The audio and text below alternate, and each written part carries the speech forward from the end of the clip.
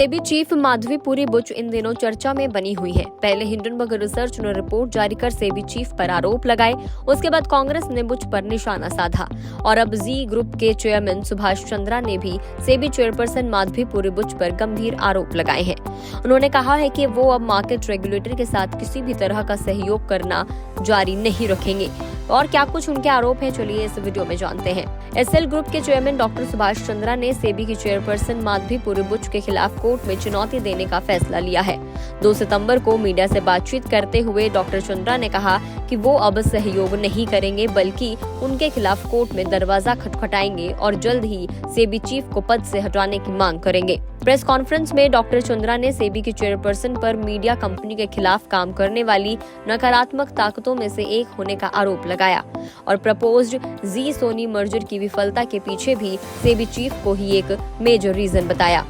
Doctor Chandra ने 25 जनवरी 2019 की घटनाओं का जिक्र किया, जब जी के शेयर 33% तक गिर गए थे और मार्जिन कॉल का भुगतान नहीं हो सका था। उन्होंने कहा कि इसके बाद उन्होंने एक ओपन लेटर जारी किया था जिसमें बताया गया था कि ग्रुप की सभी ऑपरेटिंग कंपनीज अच्छा परफॉर्म कर रही है और किसी भी तरह के तनाव में नहीं है। उन्होंने पत्र में ये भी बताया कि मई जून 2018 से ग्रुप के खिलाफ नकारात्मक शक्तियां काम कर रही हैं। डॉक्टर चंद्रा ने कहा कि सेबी और उससे संबंधित अधिकारियों से कई बार शिकायतें की गई, लेकिन इस पर कोई भी एक्शन नहीं लिया गया।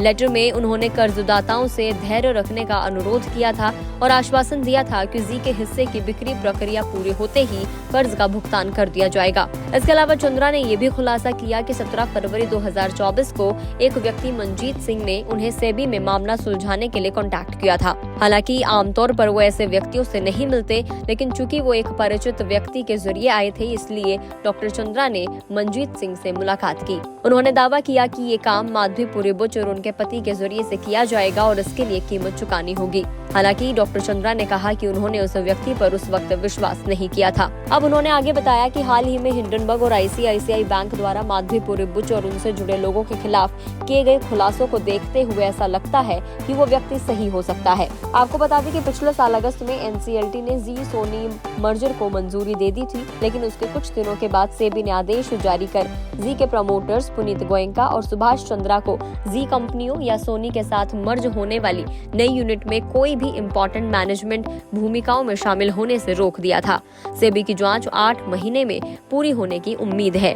इस इंसिडेंट की वजह से सुभाष चंद्रा ने उन पर आरोप लगाया कि बुच उनके खिलाफ पक्षपाती हैं और अब वो सेबी के साथ किसी भी तरह की कोई भी जांच में सहयोग नहीं करेंगे। इसके अलावा सेबी चीफ के आईसीआईसीआई बैंक से जुड़े कनेक्शन के बारे में उन्होंने कहा कि बैंक और अपनी पड़ताल से उन्हें पता चला है कि उस समय माधवीपुरी बुच और चंदा कोचर लगातार फोन पर बात कर रही थी। उन्होंने कहा कि वो बहुत करीबी शख्स थी और चंदा कोचर ही उन्हें करोड़ों रुपए दे रही थी, जिसका आज सुबह खुलासा हुआ है।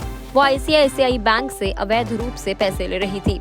सोनी और जी की डील पर उन्होंने कहा कि उसका विलय रोकने में माधवीपुरी बुच सफल भी रही। चंद्रा ने यह भी दावा किया कि उन्होंने इस मामले में फाइनेंस मिनिस्टर निर्मला सीतारमण को भी पत्र लिखा था, लेकिन उन्हें इसका कोई जवाब नहीं मिला। मार्केट रेगुलेटर सेबी ने पिछले साल आरोप लगाया था कि चंद्रा और उनके बेटे पुनीत गोयनका ने कुछ संस्थाओं के ऋण चुकाने के लिए जी एंटरटेनमेंट एंटरप्राइजेज लिमिटेड की 200 करोड़ रुपए की एफडी का इस्तेमाल किया था। चंद्रा और गोयनका दोनों को ही सेबी के अगले आदेश तक किसी भी लिस्टेड कंपनी में निदेशक या प्रमुख प्रबंधन कर्मी का पद संभालने से रोक दिया गया था। हालांकि इस आदेश के खिलाफ सेट के समक्ष की गई अपील पर चंद्रा और उनके बेटे को राहत मिल गई थी। अगर सुभाष चंद्रा के इन आरोपों की बात करें तो इस पर सेबी की तरफ से कोई भी ऐसा कमेंट नहीं आया है, लेकिन ऐसा कहा जा रहा है कि चंद्रा ने जो भी आरोप लगाए हैं वो आरोप दुर्भावनापूर्ण हैं और जो फैक्ट्स हैं वो कुछ और ही बयान करते हैं। आपको क्या कुछ लगते हैं, क्योंकि इन दिनों सेबी की चीफ माधवीपुरी बुच पर कई तरह के गंभीर आरोप लग रहे हैं। आपको क्या लगता है, कमेंट करके जरूर बताएं। अगर आप इस वीडियो को फेसबुक पर देख रहे हैं तो फेसबुक पेज को लाइक करें, यूट्यूब पर देख रहे हैं तो गुड रिटर्न्स के यूट्यूब चैनल को सब्सक्राइब करना ना भूलें।